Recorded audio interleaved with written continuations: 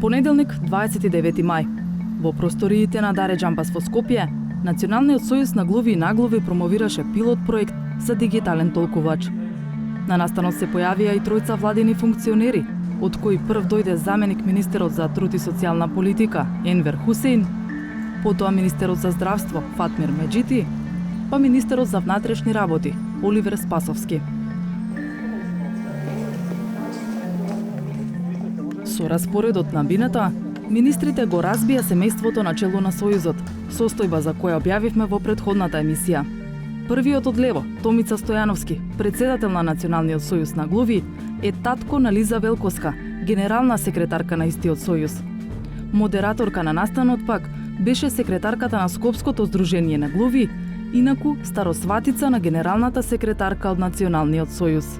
Моето име е Анка Митревски, јас сум секретар на градската организација во Скопје на глуви и наглуви, но денес сум тука како ваш модератор на овој настан. Настанот, без многу публика, заврши за околу 2 часа. Министерот за здравство експресно замина, а останатите функционери на излегување успеавме да ги прашаме дали знаат со кого застанаа на сцена. Начело на Сојузот се татко, ќерка, а модераторка беше нивната старосватица. Овој чист непотизам, како го коментирате? Јас това го слушнав сега, значи, на самиот настан, ама за ова што кажувате дека е непотизам, тоа е веќе работа на Националниот сојуз. Значи, тоа е работа за која што сме критикувани од цела меѓународна заедница. Добро, се надевам дека ќе се надминат тие проблеми. А они се финансираат и од буџетот? Наравно се финансираат од буџетот согласно со проекти што се приложуваат до Министерството, а во врска со ова што го кажавте, тоа е веќе интерна нивна работа, што се надевам дека ќе најдат начин како да го надминат и да не постои непотизам не само кај нив, во секоја една институција. Слично размислува и министерот Спасовски. Националниот сојуз, Сдруженијата на граѓани и така натаму, сето тоа е работа која што самите си избираат раководство. И тука институциите не можат и не треба да учествуваат, ниту да се вмешуваат кој, како и на кој начин ќе ги вршат изборите тие. Ние можеме да се согласуваме или да не се согласуваме со изборот. Можеме да се согласуваме или да не се согласуваме со работата, меѓутоа на ниту една институција не може да биде основа за да се меша во работите на овие. Тоа се интерни работи.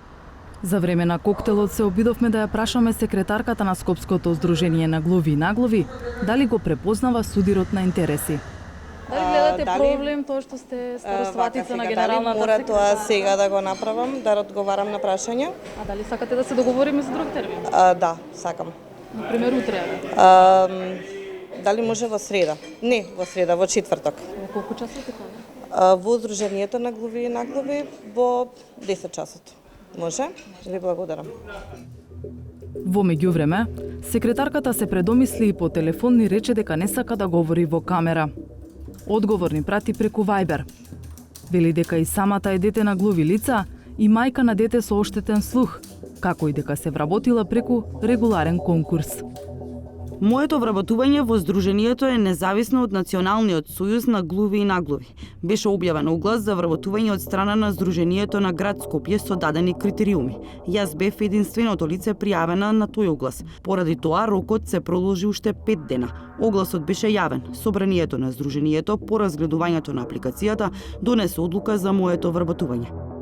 Дополнително, вели дека помогнала секому колку што можела. Сметам дека глувите лица кои укажале и пријавиле кај вас, но и оние кои го делат нивното мислење дека ова е пречка во прогресот и напредокот на Сдруженијето, би било добро да ги препратите овде и заедно да работиме на напредокот на Сдруженијето, затоа што заеднички сме засегнати за подобрување на условите. 360 степени минатата недела објави 3 сведоштва на глуви лица, кои анонимно и крајно предпазливо посведочија дека во раководните тела на Сојузот, како председател, генсек, собрание, извршен одбор, па и во раководството на фолклорното здружение формирано од Сојузот, владее непотизам. Сојузот има околу 7.000 членови и секоја година добива 160.000 евра од државата. Зошто токму една фамилија и нејзини блиски треба да доминираат во раководните органи? Во претходната сторија ја прашавме лично генералната секретарка Лиза Велкоска. Вие сте генерална секретарка на Сојузот, каде вашиот татко е председател, кумот ви е член, Старосветицата е дел од општинската организација во град Скопје. Како го коментирате ова? Вака сега, јас сум во Сојузот вработена уште од далечната 2013 година. Јас поточно не сум вработена јас во Сојузот, како што велите вие, нели, заедно со таткото. Јас сум... Сте дел од Сојузот сите. Така, јас сум вработена во Советот на инвалидски организации, скратено НСИ-ом. Тоа е апсолутно посебна организација, каде што таму имам подпишано, нели, договор за вработување со трето лице. Пријави, освен до нашата редакција, претходно стигнале и до Државната комисија за спречување на корупцијата, откаде не информираа дека работат на 2 предмета поврзани со Националниот сојуз на глуви. Едниот е при крај, а се работи по пријава за финансиски злоупотреби во Сојузот за 2019 година. Вториот пак е пријава директно за непотизам и алармирано е годинава. Во ДКСК, во Одделението за спречување судирни интереси и лобирање, е оформен предмет по поднесена пријава со наводи за непотизам, судирни интереси, нетранспарентно работење и злоупотреби во Националниот сојуз на глуви и наглуви. Постапувањето и по овој предмет е во тек и се уште не е донесена одлука од страна на ДКСК.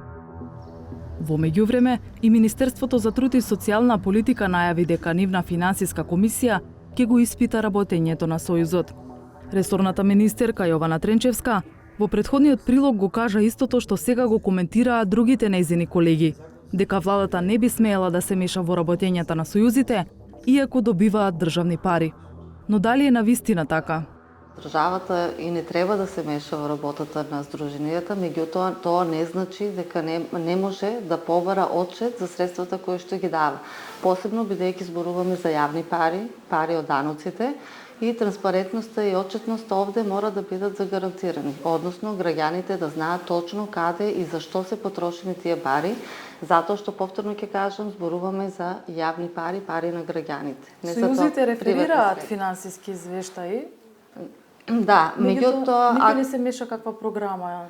Да, тоа е другиот дел. Значи, и самата држава може да се погрижи малку да ги зајакне капацитетите на тие организации за соодветно да ги планираат своите средства, но исто така и да ги подсети дека мора да имат и некои внатрешни правила, внатрешни процедури како ги регулираат односите помеѓу нив. Лонгурова Гирова вели дека во ваквите организации демократските процеси не се на завидно ниво и дека незадоволство има во речиси сите сојузи. Тоа пак резултира со расцепкување на членството во помали групи и посебни здруженија.